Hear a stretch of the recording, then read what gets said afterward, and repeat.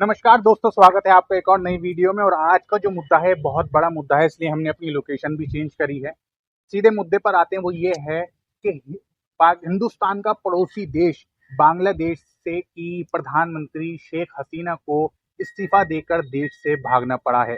ये आज ही की खबर है, बहुत बड़ी खबर है। और ऐसा सुनने में भी आ रहा है वो बांग्लादेश से भागकर हिंदुस्तान में शरण लेने के लिए आई हैं। जनवरी में ही वहां पर लोकसभा के आम चुनाव हुए थे और शेख हसीना एक बार फिर पूर्ण बहुमत के साथ वहां की प्रधानमंत्री बनी थी। वहां के लोग उन्हें डिक्टेटर के नाम से पुकार रहे हैं। क्या वजह बनी, क्या चीजें वहां पे पैदा हुई, हमारे साथ जनाब शादाब साहब मौजूद हैं। उससे पहले आपको एक और बात बता दूं, ये ऐसा हिंदुस्तान का चौथा पड़ोसी देश है जिसे हिंदुस्तान को, या फिर ये कहो हिंदुस्तान को एक अपना अच्छा पड़ोसी देश गंवाना पड़ा है। पहले अफगानिस्तान, फिर नेपाल, फिर श्रीलंका और अब बांग्लादेश। ऐसा कहा जा रहा है, संभावनाएं जताई जा रही हैं कि वहां पर भारत विरोधी सरकार के आने की संभावनाएं हैं, या फिर चीन समर्थित सरकार की आने की संभावनाएं हैं। जनाब शादाब साहब मौजूद हैं, जरा आप बताएं क्या वहां पर स्थिति उत्पन्न हुई, कैसे क्या हुआ और भारत के लिए कितना खतरनाक होगा। देखिए, वाकई बहुत बड़ा मसला है ये। और किसी भी देश के पड़ोस में होने वाली जो गतिविधियां हैं तो वो किसी भी देश को चिंतित करती हैं, उनके लिए बिल्कुल अच्छी या बिल्कुल। बुरी होती हैं, है ना। तो ये गतिविधियां तो काफ़ी वक्त से बांग्लादेश में चल रही थी, आप देख रहे थे, आपकी गहरी नज़र थी इस पर। तो आपके दर्शकों को दरअसल इस तख्ता पलट के संबंध में अगर वो सही सही समझना चाहते हैं तो थोड़ा सा पीछे जाना पड़ेगा, थोड़ा हिस्ट्री में जाना पड़ेगा। बगैर इसके ऐसा लगेगा कि जैसे एक मामूली सी घटना हो गई है, तो क्या पता। यानी ये जो घटना हो रही है इसके पीछे इतिहास भी जी काफी हद जी तक जी जी, जिम्मेदार है। हाँ, आप तो जानते हैं, लेकिन आपके दर्शकों को भी ये समझना पड़ेगा कि आखिर ये तख्ता पलट की वजह क्या है। ये कोई मामूली तख्ता पलट नहीं है, बिल्कुल बिल्कुल। है ना। तो आपको ये आप बांग्लादेश में, एक और बात अपने दर्शकों को बता दूं, ये जी बांग्लादेश के इतिहास में पहली बार हुआ है जी कि इस तरह तख्ता पलट हुआ है। पूर्ण बहुमत की सरकार को, जी कि प्रधानमंत्री को, लीडर को इस्तीफा देना पड़ा है। जी। तो आपके दर्शक, खास तौर पर मुस्लिम दर्शक, तो वो इस बात को जानते भी नहीं होंगे, क्योंकि पुरानी बात हो गई है ये कि बांग्लादेश का जन्म जो है वो पाकिस्तान नाम के देश से हुआ था, उससे अलग बिल्कुल होकर हुआ था। उससे पहले बांग्लादेश को जो है वो ईस्ट पाकिस्तान कहा जाता था, और जो अब पाकिस्तान है उसमें वेस्ट पाकिस्तान के तब नाम पे कहते थे, जाना ठीक है। जाता था। तो जैसा कि भारत में लोकतांत्रिक व्यवस्था में जो है वो मल्टी पार्टी सिस्टम है, ऐसे ही पाकिस्तान में भी मल्टी पार्टी सिस्टम था। तो उसमें जो है वो एक पार्टी थी जो बंगाली वोटर्स उसके ज़्यादा थे, बंगाली आधार था। वो शेख मुजीबुर रहमान साहब की शेख पार्टी मुजीबुर थी, रहमान साहब अवामी उन्हें लीग लीड साहब। करते थे। जी जी। तो देखिए, ऐसा हुआ, चुनाव हुए। अच्छा, उससे पहले सूरत हाल आपको समझना पड़ेगी कि जो उर्दू भाषी थे, हम्म। अब बांग्लादेश में तो उर्दू भाषी बहुत कम थे, 8-10% थे, बाकी तो वहाँ की बहुसंख्या जो है वो उसकी बांग्ला जुबान थी, बांग्ला जुबान थी। उनका एक अलग कल्चर था। अब किस तरह से, कैसे वो धर्म के नाम पर भारत से अलग हुए या पाकिस्तान के साथ जाना उस आबादी ने कबूल किया, तो लेकिन बहुत जल्दी ही वो नशा धर्म का जो है वो जनता पर से उतर गया, और उन्हें पता चला कि अपना कल्चर, अपनी ज़ुबान, इसकी अपने आप में बड़ी अहमियत होती है। यानी धर्म वो धागा नहीं है जो आपको बांध के रख सके। आज अरबों में ही अगर आप देखेंगे 50 से ज़्यादा देश हैं और सब अलग अलग हैं, तो लगभग एक जैसा जो है वो धर्म भी पहनावा, है ना, शक्ल। उसके बावजूद अलग है। नहीं, एक धर्म के बावजूद अलग है, तो ये तो तय हो गया कि धर्म जो है वो किसी देश को या देश की जनता को बांधे रखने में कोई बहुत बड़ी भूमिका निभाता, तो ऐसा कुछ नहीं, बिल्कुल। ठीक है ना, ये बात तो तय हो गई।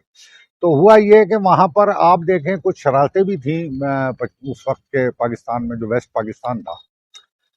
तो उस जमाने के चुटकुले देखेंगे आप, तो चुटकुलों पे बंगालियों का मजाक बनाया जाता, पठानों का मजाक बनाया जाता था। ये जो महाजिर थे यहाँ से गए, वो उर्दू भाषी जो थे, तो ये एक तरह से एक अहम भाव में थे, बड़ा अहंकार, बड़ा तकब्बुर था कि हम वो हैं जिन्होंने पाकिस्तान बनाया, पाकिस्तान के निर्माण में हम सहयोगी हैं।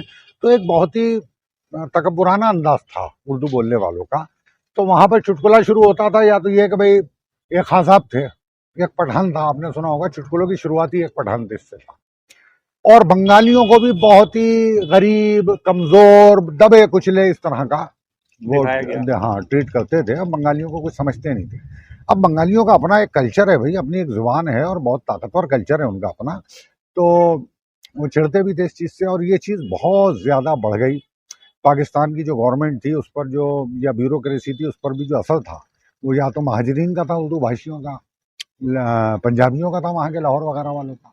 बंगालियों का बहुत कम जो है वो हिस्सा था वहाँ की ब्यूरोक्रेसी में, ये वहाँ की सरकार में। तो ये चीज़ इतनी ज़्यादा बढ़ी और इतना ज़्यादा यानी कि जो बंगाली जनसमूह था, जनमानस था, उसको तकलीफ होती थी। तो अपनी ताकत दिखाने के लिए पाकिस्तान में ही अवामी लीग को उन्होंने वोट किया। एक वक्त आया यानी 1970 से पहले का जो चुनाव हुआ था, तो उसमें अवामी लीग को 162 सीटें मिली।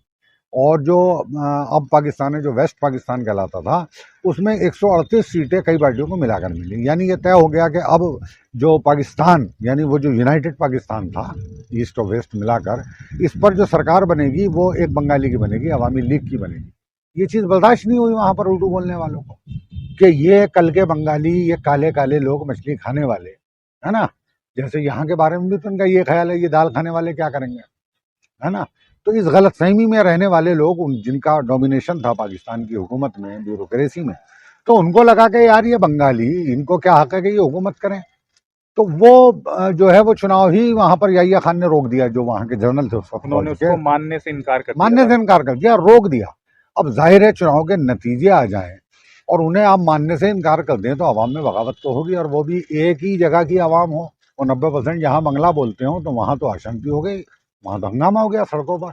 और मुजीबुर रहमान ने उसके बाद एक आज़ाद बांग्लादेश बनाने का जो है वो ऐलान भी कर दिया, ठीक है ना। बड़ा संघर्ष हुआ और बड़े पैमाने पर वहां पर कत्लो गारत हुई। आप कह सकते हैं कि एक ही धर्म के मानने वाली फौज ने अपने ही धर्म के मानने वाले जो प्रोटेस्टर्स थे उनकी हत्याएं की हैं। वो जो लाखों के तादाद जी, लाखों की तादाद में हत्याएं हुए, रेप हुए, बहुत बुरा हाल हुआ है वहां पर। और बड़े मजे की बात है, मुसलमान ने किया मुसलमान के ऊपर। यानी ये जो लोग कहते हैं ना कि वो एक कुरान, एक अल्लाह और एक नबी, और वो सब खत्म हो गया, ठीक है ना। इतना जबरदस्त जुल्म वहां पर हुआ है। हालांकि बाद में उस वक्त श्रीमती इंदिरा गांधी भारत की प्रधानमंत्री थी। 1971 में भारत ने जो है वो बाकायदा सहायता की, फौज भेजी अपनी, और बांग्लादेश जो है वो आज़ाद हो गया उस वक्त जो है। और पाकिस्तान की 1 लाख से ज़्यादा फौज ने सरेंडर किया और करारी जो है शिकस्त का सामना करना पड़ा। और पूरी दुनिया में भी उस वक्त भारत की छवि जो है वो बहुत जो है वो एक ताकतवर देश के रूप में हुई, ठीक है ना। तो मैं बताना ये चाह रहा हूँ आपको कि उसके बाद का सीन देखिए आप। ऐसा नहीं है कि सारे ही बंगाली जो है वो अवामी लीग के साथ थे। वहां पर जो उर्दू भाषी थे वो तो थे ही थे पाकिस्तान की तरफ, जो चाहते थे कि भाई यहाँ पर जो है अवामी लीग की हुकूमत ना हो, और वो पाकिस्तान के खिलाफ होने वाले प्रोटेस्ट को गलत मानते थे। तो उसमें उर्दू बोलने वाले भी थे और बहुत सारे ऐसे बंगाली भी थे जो बंगला भाषा बोलने वाले, जो कहते थे कि नहीं, हमने इस्लाम के नाम पर एक मुल्क बनाया है तो ये टूटना नहीं चाहिए, ऐसी भावना उनकी थी, ऐसे जज्बात थे उनके। तो उन लोगों को रजाकार कहा जाता था। रजाकार कहते हैं वॉलंटियर्स को। ये रजाकार जो है वो जो ये कहते थे इस्लाम के नाम पे हमारा देश बना है, उसे दो हिस्सों में फिर से नहीं बांटना हाँ, मतलब भाषा के नाम पर या कल्चर के नाम पर वो अलग नहीं होना चाहिए, ठीक है ना। तो वो रजाकार कहलाते थे उस जमाने में, वॉलंटियर्स। और वो पाकिस्तानी फौज की मदद जाहिर कर रहे थे। तो जब ये बांग्लादेश बन गया तो वो रजाकार जाहिर देशद्रोही कहलाए। उनके खिलाफ बड़े पैमाने पर कार्रवाइयां हुई, बड़े पैमाने पर वो गिरफ्तार भी हुए रजाकार जो थे। बहरहाल वो पुरानी बात थी।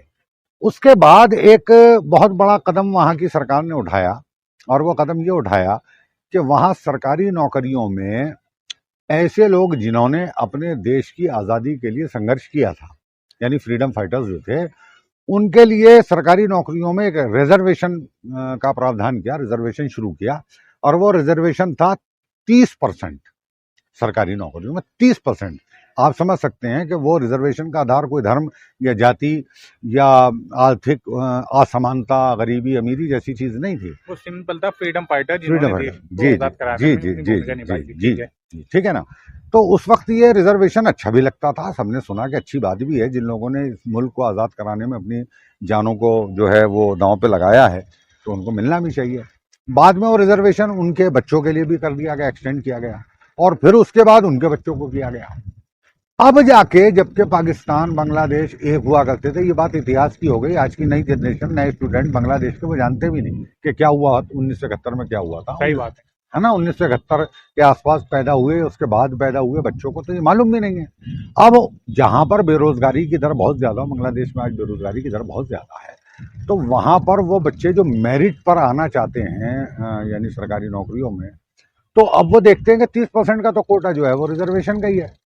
और वो रिजर्वेशन अब उन लोगों को है जो तीसरी जनरेशन है, जिनके योगदान दादा नहीं ने कभी जो है वो योगदान दिया था फ्रीडम फाइटर्स से। तो अब ये कौन सी बात हुई कि भाई दादाजी लड़े देश के लिए तो अब पोतों को भी सरकारी नौकरी मिलेगी? तो बात ही अपने आप में गलत है। ये बात और ज्यादा गलत यूं हो गई कि अवामी लीग के हाथ में सत्ता रही तो फ्रीडम फाइटर कौन है इसको तय करने का काम अवामी लीग ने अपने हाथ में लिया, हुकूमत ने अपने हाथ में लिया। यानी वो सर्टिफाई करते थे, सर्टिफिकेट देते थे कि फ्रीडम फाइटर कौन है। तो जो भी अवामी लीग के कार्यकर्ता होते थे, अवामी लीग के समर्थक होते थे, वो उन्हीं को बनाते थे। अच्छा, मतलब ये चीज जी, जैसे आज समझिए ना कि देशभक्त कौन है, जो भाजपा ही है वो बीजेपी के देशभक्त साथ है, जो भाजपा ही नहीं है वो देशद्रोही है। जो बोला भी जाता है बीजेपी के खिलाफ बोलते हो देशद्रोही साबित हो जाता है ना? ठीक है। यानी ये सर्टिफिकेट बांटने का काम सरकार ने हमारे यहाँ जिस तरह अपने हाथ में ले रखा है कि जो भाजपा विरोधी, सरकार विरोधी है, वो देश विरोधी है। तो जनाब शादाब साहब, बिल्कुल ये देश जब धर्म के नाम पे हिंदुस्तान से अलग पाकिस्तान हुआ, फिर हाँ। पाकिस्तान के दोस्त से हो गए, वहाँ की एक अलग फौज, भाषा, एक अलग बोली थी। अब रिजर्वेशन के आधार पे वहाँ पे बहुत बड़े पैमाने पे यूथ ने प्रोटेस्ट करा। अब वो प्रोटेस्ट शुरुआत में तो पीसफुल था, रिजर्वेशन के खिलाफ प्रोटेस्ट किया। रिजर्वेशन के खिलाफ प्रोटेस्ट किया, पीसफुल था। धीरे धीरे वो फिर एग्रेसिव हो गया, एग्रेसिव होता गया। फिर सरकार के और प्रोटेस्ट के बीच में जंग, एक लड़ाई सी हो गई। सरकार ने इस प्रोटेस्ट को रोकने के लिए वहाँ मिलिट्री कर्फ्यू लगा दिया, इंटरनेट बंद कर दिया, तमाम सोशल मीडिया साइट्स बंद कर दी। अब जो रिजल्ट है हमारे सामने, यानी एक तरीके से शेख हसीना ने हार मान ली, और एक बहुत बड़ी हार है, सत्ता पलटने वाली हार है। भारत को इससे क्या क्या नुकसान होगा? देखिए, सबसे बड़ा नुकसान तो ये है कि अब वहां पर आपने कहा अपने संबोधन में कि चाइना समर्थन की सरकार बनेगी, वहां पर चाइना समर्थन की भी सरकार बनेगी और पाकिस्तान समर्थित सरकार बनेगी। इसको समझ लीजिए आप बात को। पाकिस्तान से जी, ऐसा कहा रखेगी मुकाबले हिंदुस्तान जी जी जी जी, है ना। और ये खुलेआम जो है वहाँ की अपोजिशन पार्टी जो है वो भारत विरोध के नारे वहां पर स्टूडेंट ने लगाए हैं, तो ये तो तय है बिल्कुल। तो इस हिसाब से तो फिर हिंदुस्तान लगभग 3 जगहों से तो घिरता हुआ नजर आ रहा है। पहले पाकिस्तान से तो है ही, अफगानिस्तान आ गया, उसमें नेपाल आ गया, श्रीलंका, और अब ये बांग्लादेश, बहुत बड़ा देश है बांग्लादेश। तो फिर नुकसान देखिए अब आप समझिए कि जब आप जो है ना, आप और आपकी मीडिया ईमानदारी के बजाय बेईमानी का काम करेंगे। आप गौर कीजिए, आपने वहां पर महसूस किया कि ये रिजर्वेशन जाति के आधार पर रिजर्वेशन नहीं था। आपकी मीडिया ने क्या चलाया वहां? ये चलाया कि वहां कुछ लोग रिजर्वेशन के विरोध में हैं। तो यहाँ की जनता जो जानती है कि रिजर्वेशन हमारे यहाँ जातिवादी रिजर्वेशन है, तो जाहिर है उनके कान में जब ये खबर पड़ी कि रिजर्वेशन के विरोध में है, तो उसने ऐसी सरकार जो वहां रिजर्वेशन के विरोध में होने वाले आंदोलनों के खिलाफ है, कुचल रही है उन्हें, तो उनको अच्छा जाना। उन्हें ये पता ही नहीं है कि वहां जातिवादी रिजर्वेशन नहीं है, यहाँ की मीडिया ने चलाया कि तो बिल्कुल अलग है।